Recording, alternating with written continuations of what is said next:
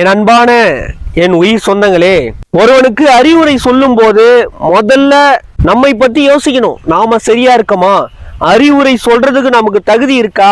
அவனை திருத்துவதற்கு நமக்கு தகுதி இருக்கா? நாம சரியா இருக்கமா? நாம திருந்திட்டோமா? நாம சுத்தமா இருக்கமா? நாம தூய்மையா இருக்கமான்னு பார்க்கணும். முதல்ல பார்க்கணும். சரிங்களா? இப்ப ராமகிருஷ்ண பரமஹம்சர் ஒரு கதை சொல்றாரு. ராமகிருஷ்ண பரமஹம்சராண்ட ஒரு அம்மா போறாங்க, ஒரு பையனை எட்டுன்னு போறாங்க. ராமகிருஷ்ண பரமஹம்சர் கிட்ட போய் அந்த அம்மா சொல்றாங்க, இந்த பையன் இனிப்பு பண்டங்களை அதிகமா சாப்பிட்றான், தித்திப்புகளை அதிகமா சாப்பிட்றான், சர்க்கரையை அதிகமா சாப்பிட்றான், இவனுக்கு அறிவுரை சொல்லுங்க சாமியே, அறிவுரை சொல்லுங்கன்ட்டு அந்த அம்மா சொல்றாங்க. ராமகிருஷ்ண பரமஹம்சர் சொல்றாரு, மா நீங்க போய் ஒரு 5 நாள் கழிச்சு வாங்க அப்படின்னு சொல்றாரு.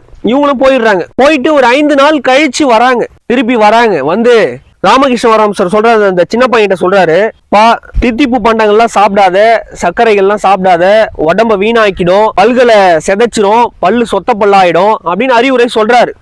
அப்ப அந்த அம்மா கேக்குறாங்க, சாமி இது நீங்க அப்பயே சொல்லியிருக்கலாமே, நாங்க அப்ப வந்தமே அப்பயே சொல்லியிருக்கலாமே அப்படின்னு கேட்கும் போது அப்ப அவர் சொல்றாரு, ராமகிருஷ்ண பரமஹம்சர் சொல்றாரு, நீங்க வரத்துக்கு முன்னாடி நானும் தித்திப்பு பண்டங்களை அதிகமா சாப்பிட்டவன் தான். என்னாலையும் விட முடியல.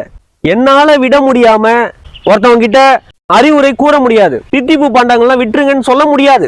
அதுக்கு எனக்கு தகுதி இல்லை. அதனால நான் என்னை திருத்திக்கினேன். அந்த தித்திப்பு பண்டங்கள்லாம் நான் விட்டு என்னை தகுதிப்படுத்திக்கினேன். இப்ப நான் தகுதியானவனா ஆயிட்டேன். அறிவுரை சொல்றதுக்கு தகுதியானவனா ஆயிட்டேன்.